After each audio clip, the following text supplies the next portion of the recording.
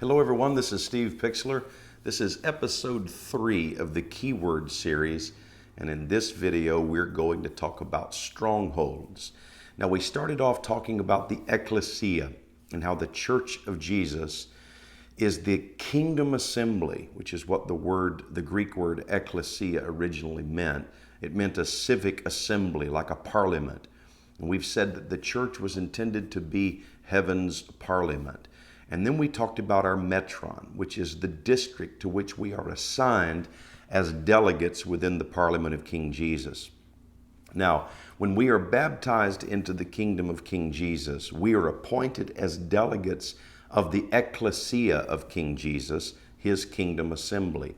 As delegates, we represent the metrons to which we have been assigned. Our metron is our district, and we represent King Jesus to our district and the people in our district to King Jesus. As members of parliament, we serve as kings, priests, and prophets before the Lord and before the people. It is our kingdom responsibility to advance the kingdom in our metron.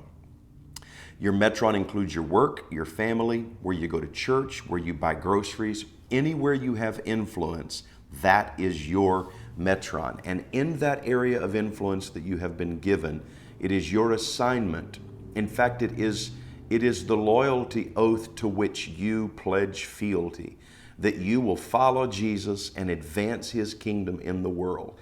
To put it one way, you become an operative of the kingdom. And I don't mean that in a negative sense, but you become an operative. You pledge your allegiance to advance the purpose of Jesus in the world. Now, the challenge is that as you step into your metron, maybe God has transferred you to a new job and you now have a new assignment. As you step into that new metron, that new field where you are planted so that you can bloom and bring forth harvest, as you step into that field or into that metron, you will find very quickly that there are spiritual strongholds. Think of your metron like the land of Canaan, where Israel went in to take the land, but they immediately met Jericho. The same is true of every conquest of the land. And remember, our conquest is a conquest of love, not of violence. We're not trying to impose Christianity on anyone. But when you step into your field or into your metron or into the land that you've been given, you will immediately begin to encounter strongholds. So let's talk a bit about strongholds, what they are. A stronghold in Scripture is a metaphor. A stronghold is a fortress, a castle.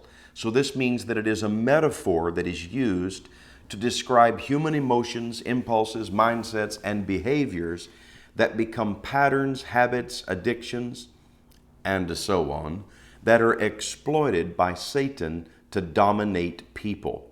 2 Corinthians chapter 10 and verse 4, Paul said, "For the weapons of our warfare are not of the flesh, but have divine power to destroy strongholds." And this is where the idea, one of the places that the idea of strongholds is derived. Strongholds are personal, familial, and societal. Now, this is very important, because many people will go after strongholds in their metron. If they've had any introduction to spiritual warfare, they'll go after strongholds in their metron or in their church metron, and yet they haven't dealt with the strongholds in their own heart. And that can be very, very destructive. You can actually end up going after spirits for which you have no authority and you're not prepared to deal with, and it can be very damaging. So there are personal strongholds, strongholds of the heart. There are familial strongholds. These are strongholds that carry on in family lines. And then there are societal strongholds. And these are the strongholds that most people are most familiar with. If you have any awareness of spiritual warfare at all, spiritual strongholds in cities that dominate entire neighborhoods, regions, areas. We'll talk more about that. Strongholds are another way of describing the gates of hell that Jesus spoke about. Now, of course, when Jesus referred to the gates of hell in Matthew 16 at Caesarea Philippi, he was actually referring to a physical place called the Grotto of Pan. But that place represents something global, something universal, something that's being dealt with throughout the world. And that is the war between the kingdom of light and the kingdom of darkness that confronts these strongholds that have been developed and built and established within human society. Now, the grotto of Pan, of course, represents the dark powers of death. So when we talk about strongholds, we are talking about the evil power of Satan. The Bible says Jesus came to destroy him who had the power of death, that is the devil. Jesus came to destroy the works of the devil. Paul said that people are taken captive by Satan at his will, and they must hear the gospel and be delivered. So the dark powers of death actually use the fear of death, Hebrews says, to enslave people all their lifetimes. So when we challenge strongholds, any stronghold we are challenging is animated by the spirit of death. So when we bring life into a situation, into a workplace, into a neighborhood, when we begin to speak the words of life, we actually break the power of death, of decay, of deterioration, and we bring victory into the realm of every stronghold. The gates of hell are the barriers erected by the stoicheia. There's you a word to learn. It's a Greek word that means the spirit systems of the world. It's used several times in the New Testament. The book of Colossians, most notably, where the spirit systems, translated in the King James Version as the elements of the world, or the elemental spirits in the English Standard. But the stoicheia are the spirit systems of the world that dominate human institutions. So the gates of hell are the barriers erected by the stoicheia to control the flow of human activity and prevent the advance of Christ's rule in the earth. Now, personal strongholds are strongholds of the heart, rooted in the emotions, the will, and the mind. Personal strongholds manifest as emotional disorders, decisional and volitional impairments, what we often call addictions, and deeply ingrained mindsets, which are ultimately delusions that control behavior. So personal strongholds manifest as emotional disorders, decisional and volitional impairments, that's impairments of the will, and deeply ingrained mindsets that control behavior. This is the emotions, will, and mind. Familial strongholds are strongholds of genetics. They're passed down through generations. These are patterns built up, tendencies developed within families. This is often the nature side of what a child becomes. Family strongholds are genetics, and then they are environment, which is the nurture side of things, and cultural expressions carried by families. Family strongholds are family systems, the ecosystems that grow into powerful codependencies that sustain the homeostasis of families. Now, the homeostasis is the balance that an ecosystem comes into in order to survive. Every person in the family learns from childhood what their role is and what their place is and how they are placed there to sustain the balance of a family. And that can become very, very toxic, especially when one of the children marries and now another ecosystem is introduced into the family and it creates disruption. And so there's a lot of enmeshment that happens, a lot of toxic codependency and mutual control, and it can end up becoming very, very poisonous. So family strongholds then can operate within all those systems. Think of a clan mentality, a family that has a clan mentality, to where you owe loyalty to your family above self-interest and above the interest of any other family or life pursuit. The third type of stronghold is the societal strongholds. These are cultural, social pressures. As we heard in a previous video, this is the course of the world. Cultural and social pressures that shape enculturated assumptions, biases, and prejudices, expectations placed on us by the world around us. And these manifest as behavior in religion, business, education, government, media, and all other forms of social conformity. Just think of what's happening right now with what's called cancel culture. Cancel culture is a societal stronghold. It develops within social media, and it's basically, let's cancel anyone of whom we disapprove. Let's demonstrate our righteousness by scapegoating other people and making them look horrible so we can look superior. That's really what it is. It's the same impulse that drives religion. There's nothing different. It's human pride, and it's the same spirit that's been happening since the fall of man. It's a Cain and Abel situation. Paul said in Romans chapter 12, do not be conformed to this world, but be transformed by the renewing of your mind. So that's personal strongholds, family strongholds, and societal strongholds. Now, social strongholds or societal strongholds usually fall into several categories. Some call these the mountains of culture, the 7 mountains. You may have read some about that. It's fairly interesting. But there's a lot of different categorization of the mountains. However, they generally fall into these basic 7 categories: family, religion, business, government, education, arts and media, science and medicine. Now, there's some tweaking and arrangement that happens in different ways with different teachers, but it's the same basic idea that within culture, evil spirits, the principalities and powers, the stoicheia, will actually seek to develop domination over the human race by infiltrating these areas of human activity, seeking to exploit the sins of humans through temptation and entice them into cooperation and alignment with evil powers that give evil spirits domination over the human race. Societal strongholds are also often geographical strongholds that develop within communities, cities, and nations. A regional stronghold can dominate an entire area of cities.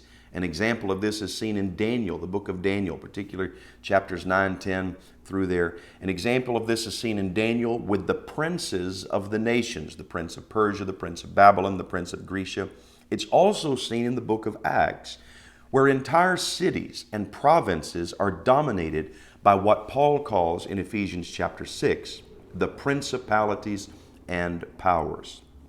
Strongholds often develop at the crossroads of human activity. Strongholds of racial violence, poverty, crime, corruption, injustice, sickness, famine, drought, abuse, molestation, human trafficking, idolatry, false religion, economic exploitation, environmental exploitation, gambling addictions, on and on.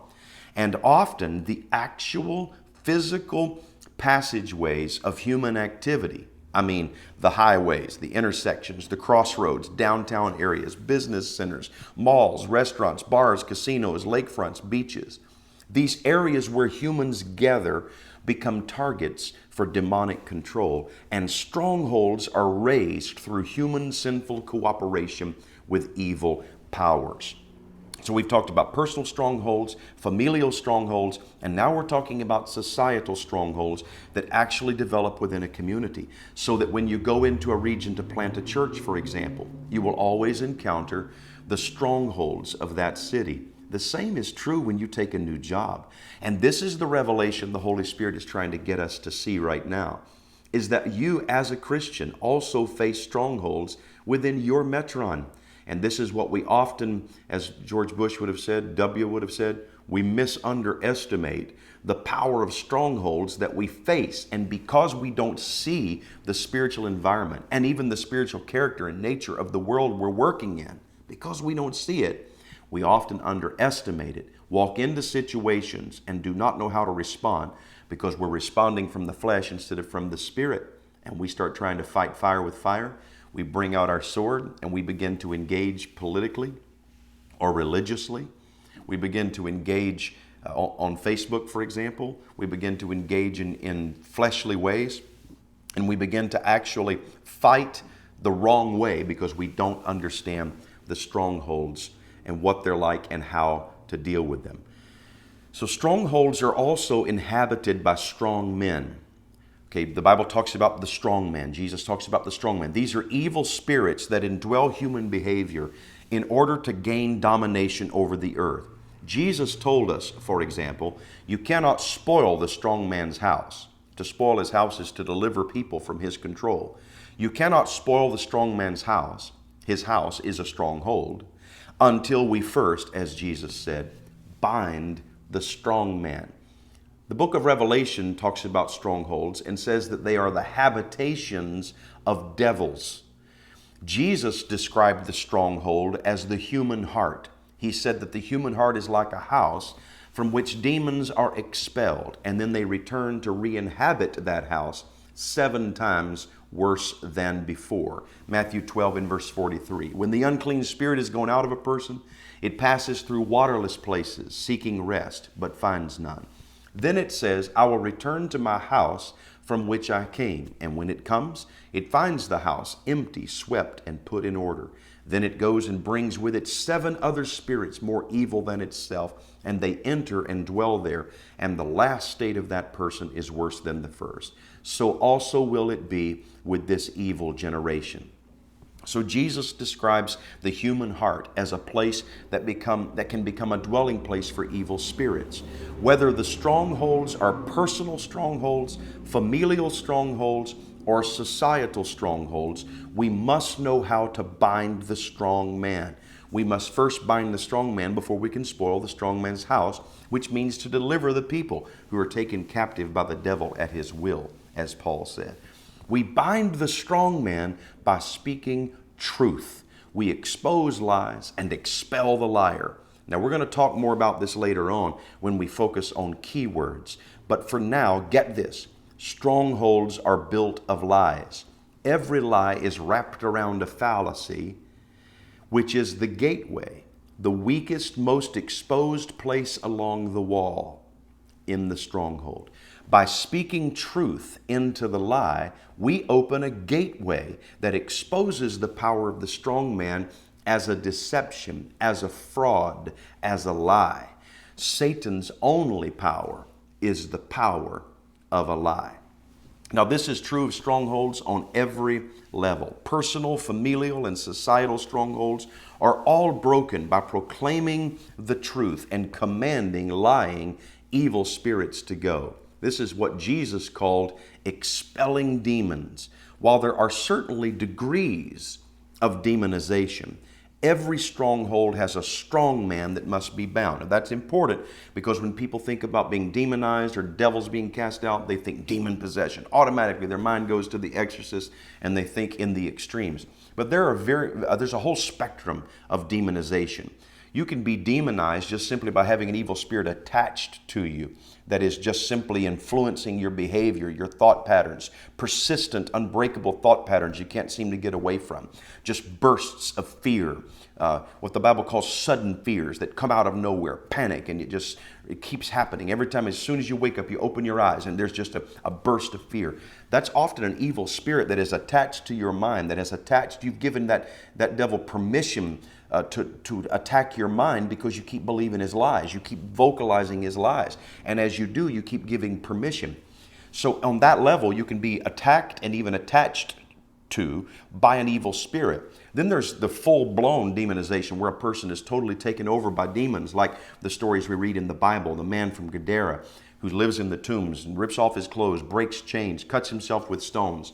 But there is a spectrum of being controlled by evil spirits. The point, though, is that every one of us have strongholds in our life, and every stronghold has an evil power that is manipulating that pattern of thinking or emotions or your will. Maybe it's an addiction, and that evil spirit exploits you by controlling you through that stronghold. This means when you break a stronghold, you have a besetting sin that you cannot overcome.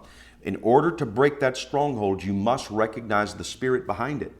Recognize the lie that the liar has told that has given that spirit permission to dominate your mind.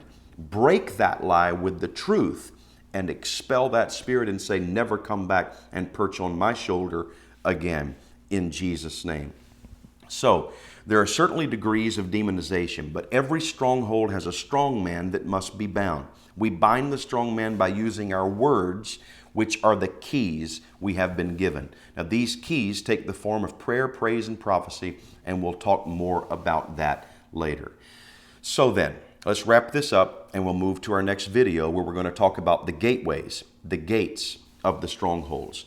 Kingdom ambassadors, those inducted into the kingdom ecclesia, those serving as delegates of the king in their individual metrons, must know how to wield their keys, their keywords, to open the gates, bind the strong man, and release the captives. It is our kingdom responsibility to advance the kingdom in our metron, and we can only do so as we expose the strongholds, identify and bind the strong men, open the gates for ingress, egress, going in and out of the kingdom. We develop kingdom right-of-ways that allowed renewed human last Adam creativity to flow through the earth for the glory of God.